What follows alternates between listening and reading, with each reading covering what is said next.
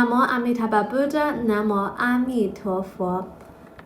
Hello everyone. So today I feel like continue to discuss the 3 blessings of pure karma, which are the foundational practices for all Pure Land practitioners and indeed for all Buddhists. So from the last episode, we discussed briefly about the background of this principle and how it originated from the Visualisation Sutra and Shakyamuni Buddha expounded to Queen Vaidehi. So today I'd like to look at the first point of the 3 blessings of pure karma. At that time, the world on the one said to Vaidehi, "Do you now understand? Amitabha Buddha is not far from here. You should concentrate your mind and carefully contemplate the beings who have accomplished the pure karma of that land. Now I'll extensively explain various principles for you, so that in the future, all ordinary beings who wish to cultivate pure karma may attain rebirth in the Western land of ultimate bliss. Those who wish to be born in that land should cultivate the 3 blessings. First, to be filial towards one's parents, to serve and respect teachers and elders, to nurture a compassionate heart and refrain from killing, and to practice the 10 good deeds." So in the sutra, Shakyamuni Buddha told Queen Vaidehi, Amitabha Buddha is not far from here. But from the Amitabha Sutra, we also saw the Buddha said, to the west of this world, 10 trillion Buddha lands away, there is a world called ultimate bliss, and there's a Buddha called Amitabha Buddha. So it seems that 10 trillion Buddha lands away are very far from here. So why here the Buddha said Amitabha Buddha is not far from here? So following the context of the sutra, the Buddha is going to expound to Queen Vaidehi the visualization methods. Now before we talk about the visualization method, it's very difficult. It is not for the ordinary mind. And to go to the Pure Land, you don't really need the visualization method. But if our mind can be like the Buddha's mind, if we could practice the visualization method, it's like you resonate with Amitabha Buddha's mind, then Amitabha Buddha is not far from here. The Pure Land is actually in the here now, provided that you can break the dimension. You can see Amitabha Buddha and the Pure Land. The Pure Land is actually boundless. The 10 trillion Buddha lands away, or hundreds of millions of Buddha lands away, this is a metaphor about how far the ordinary mind is from the perfect enlightened mind of the Buddha. So of course, it is very far. But if our mind can resonate with the Buddha's mind, then it is not so far. For those who realize Nianfo Samadhi, that is, you can keep the mindfulness of Amitofo all the time, every moment in your life, and you will be able to see Amitabha Buddha and the Pure Land in the here now.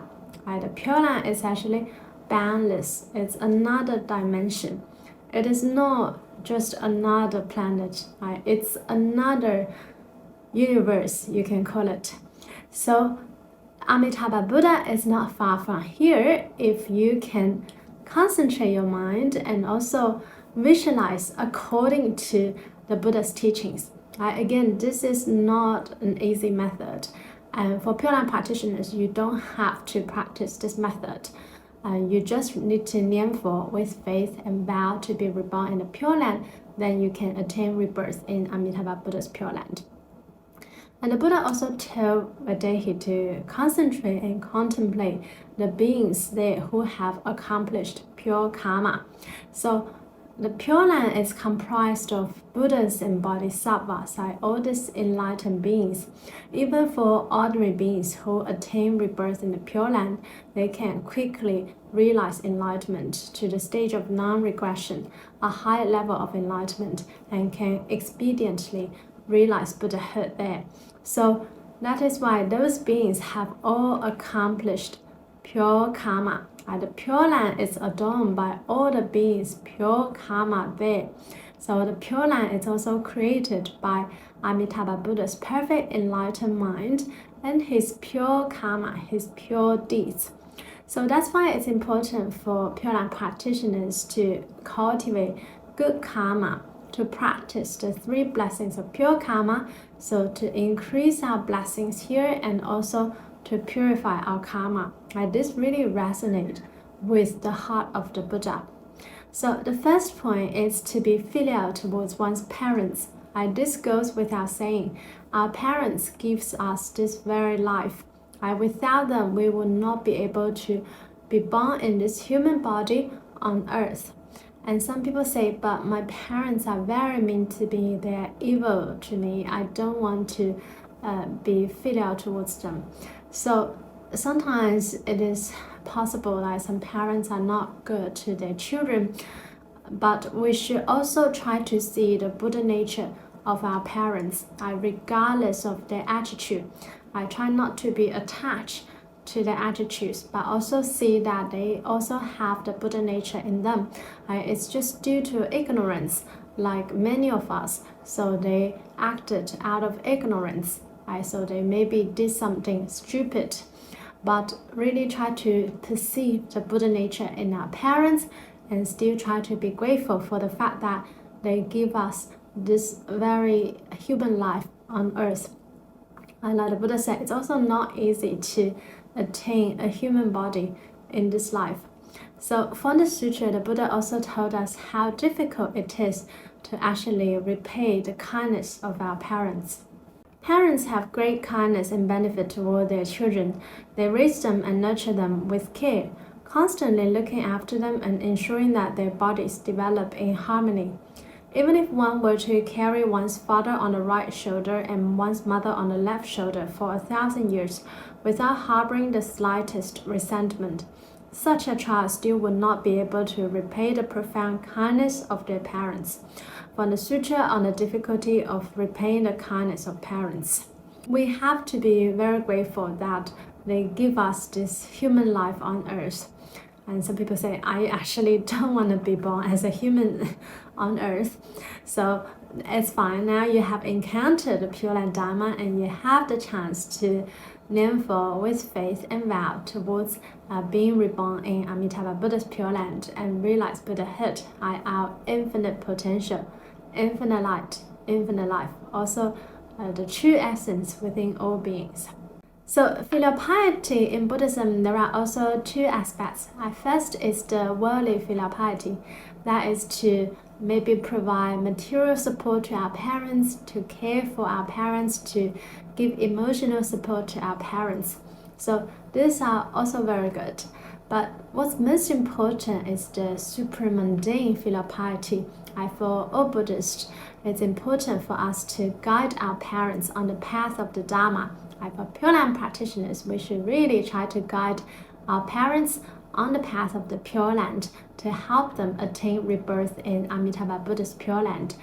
This is the highest form of love and care, because you're really helping your parents to transcend the suffering of birth and death. You help them to realize Buddhahood, which is also in their potential. So we should really try our best to guide our parents towards Amitabha Buddha's Pure Land. So Ksitigarbha Bodhisattva is a very good example for being filial towards one's parents. In the fundamental vow of Ksitigarbha Bodhisattva Sutra, we knew that in some of his past lives, there were 2 past lives.